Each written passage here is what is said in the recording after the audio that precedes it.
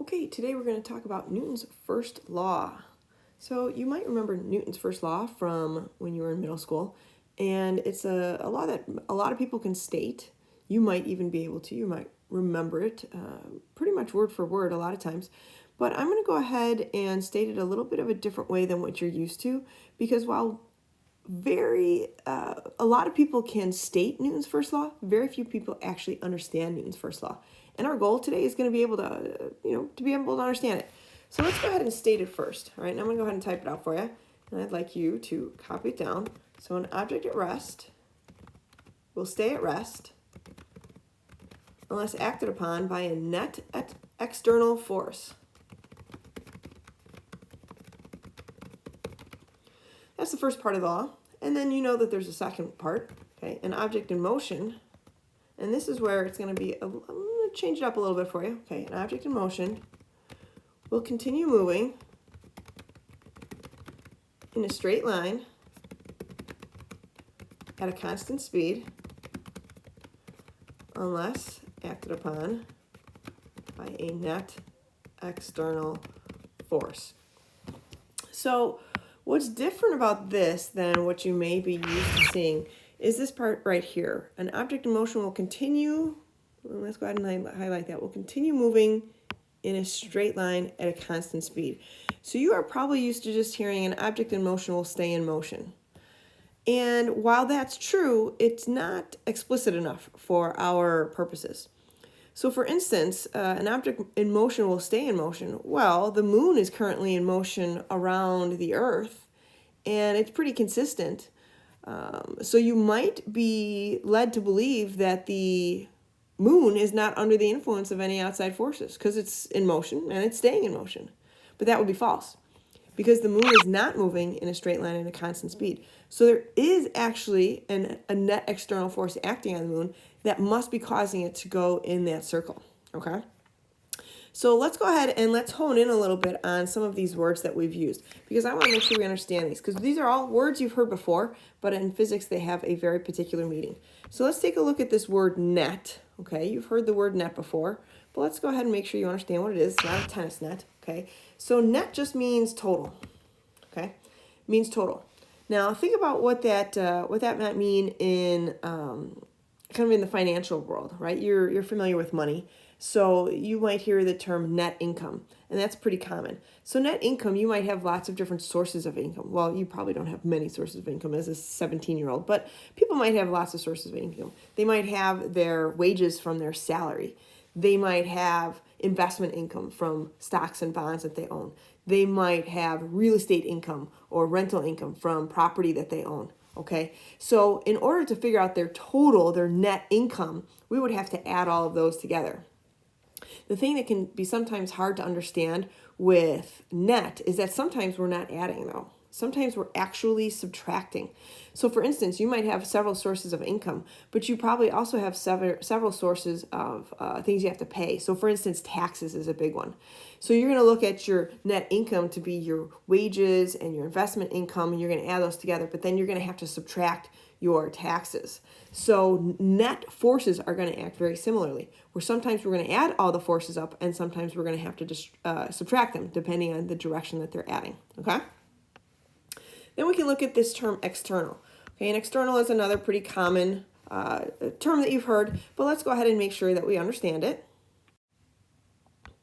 So external, I don't know why these boxes appear this way, but I'll fix it up. External just means outside, okay? So for instance, you cannot exert a force on yourself.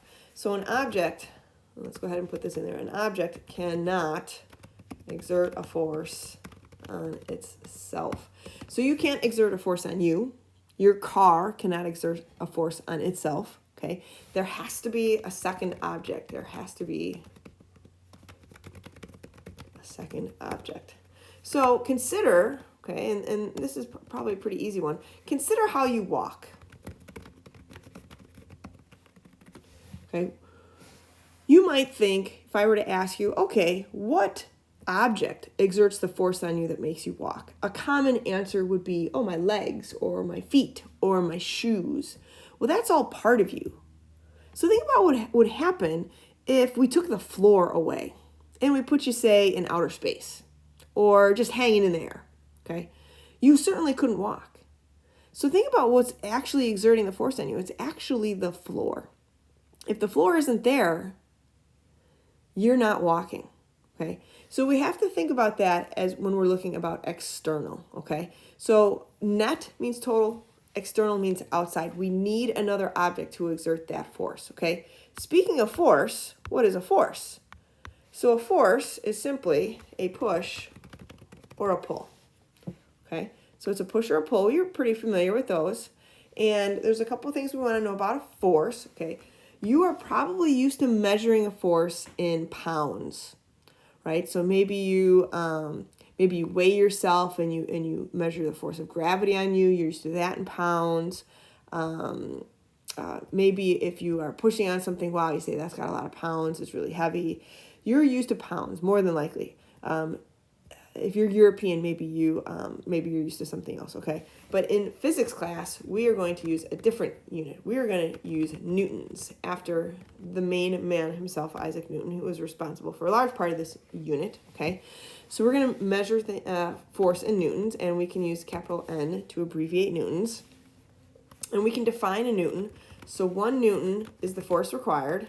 I don't know how that little period got there. The force required to accelerate a 1 kilogram object at 1 meter per second squared. Okay, so it's the force required to accelerate a 1 kilogram object at 1 meters per second squared.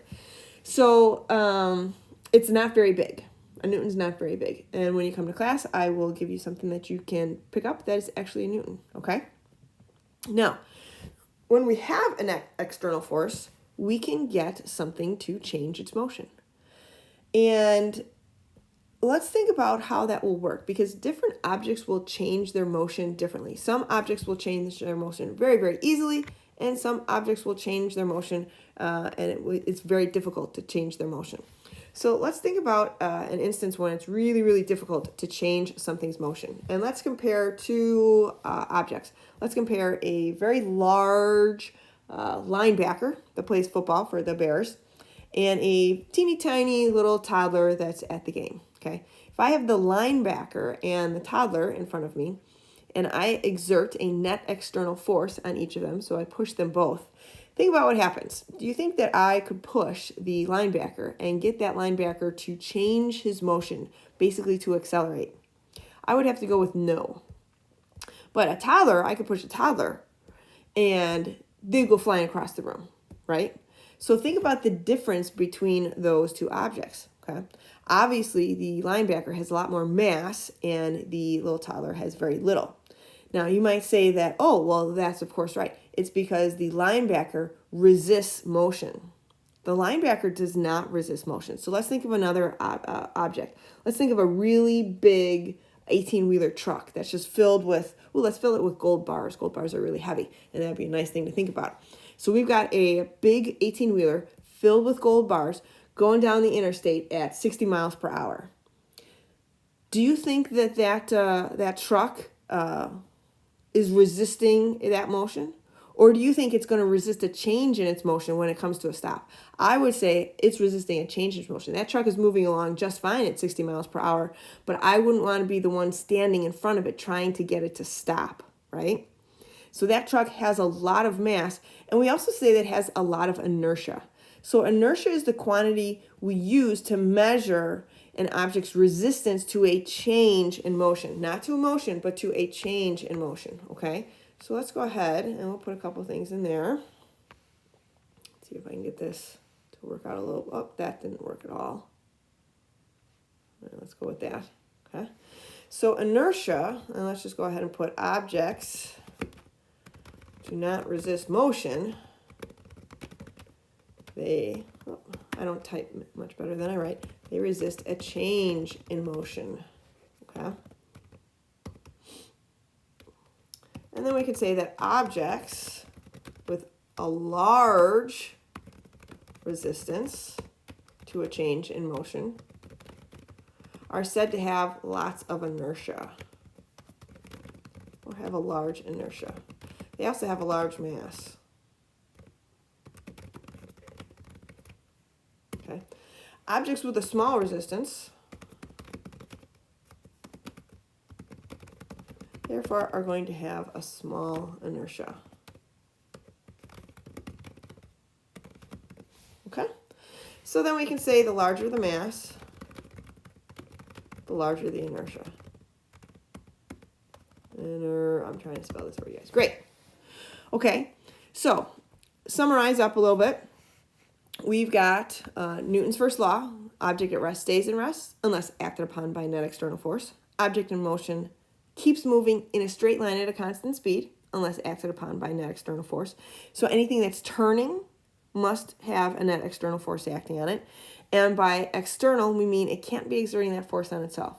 So you can think about lots of instances where you thought something might be exerting a force on itself. For instance, the car, maybe you thought the engine was exerting a force on the car. It's not, because the engine is part of the car. Okay? We know a force is just a push or a pull. We're going to measure that force in newtons. And then we know that something with a big mass has a big inertia, which means it's going to resist a change in its motion more than an object without as much mass. Okay? That's it for today. Have a great day.